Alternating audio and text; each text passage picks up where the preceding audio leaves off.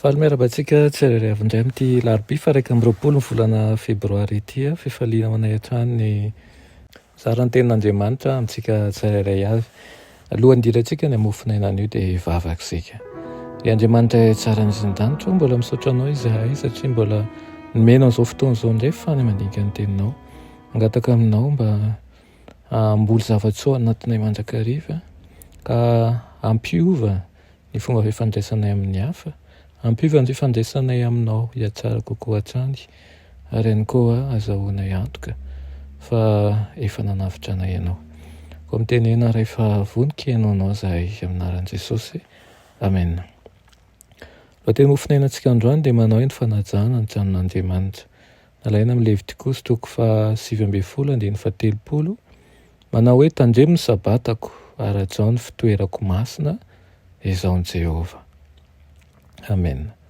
Avy sy masina Andriamanitra ary ho an'ny fanahy manetsy tena sy mino ny tranon'Andriamanitra eto an-tany, ny toerana izay angonan'ny vahoakany mba hivavahana aminy dia vavahadin'ny lanitra izy ireny. Fitaovana notendren'Andriamanitra hanomanana ny olona ho amin'ilay fiangonana any an-danitra, ho amin'ny fanompoam-pivavahana lehibe lavitra ny hira fiderana sy ny toritena ataon'ireo mpanompon'i Kristy.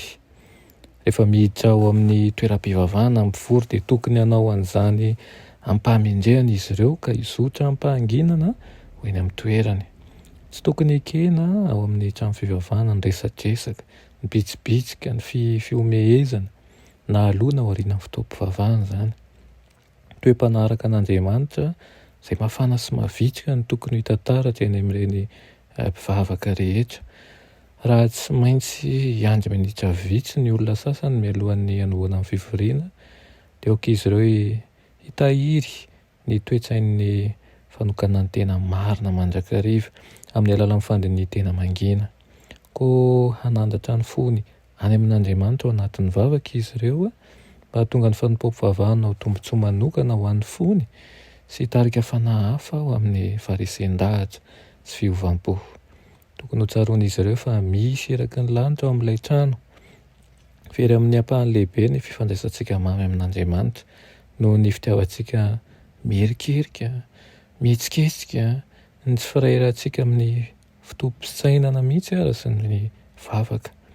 Asan-drato ao an-tsain'ny zanakitsika ny faneva ny fivavahana kristianina. Ampeo izy ireo ampiditra an'i Jesosy eo amin'ny fanandramany. Ampianaro izy haneho ny fanajana ambony indrindra dia ny tranon'Andriamanitra sy hatakatra fa rehefa miditra ny tranon' Jehova izy ireo dia tokony hatao amin'ny fo norefaina sy nampilefena ny eritreritra tahaka an'ireto. Eo tokony ilaza isika manao hoe eto Andriamanitra, tranony ity, tsy maintsy manana eritreritra madio sy antony manosika masina indrindra ahako. Ity ny toerana ionana amin'Andriamanitra amin'ny vahoakany sy hitahiana azy. Tsy ny mpampianatra ihany no tokony ataon'ny ray aman-dreny fa ny mibaiko ny zanany ihany koa ka ho feno fifehezan-tena sy fanajana izy ireo rehefa miditra ny tranon'Andriamanitra. Aoka ianao hizatra amin'ny fanehoana fanajana mandra-pahatonga an'izany ho fiainanao. Aoka ianao ihany koa modely manaja n'ireny toerana ireny, ho taratry ny fanajana ny toerana izay natokana an'Andriamanitra dia mba hahafahan'ny hafa ihany koa manaraka. Ka tsy ho ataontsika tsinotsinona nambanin'ny zavatra ny toerana izay atokantsika ionana amin'Andriamanitra fa ho raisintsika ho zava-dehibe ary ataontsika fampianarana na ho an'ireo zanantsika na ho an'ireo havantsika ihany koa. Amen. Riranay tsara indrindra-danitra ao mbola misaotra anao izahay noho ny amin'ny teninao izay nomenao anay anio. Tompo mangataka aminao izahay mba ampiany fanainao masina izahay ka ho tia hanaja ny tenanay satria izay dia efa tenimpolinao.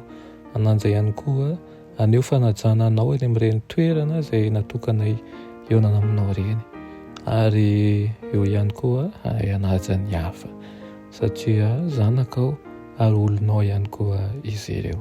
Tononona sy angatahana amin'ny anaran'i Jesosy. Amen.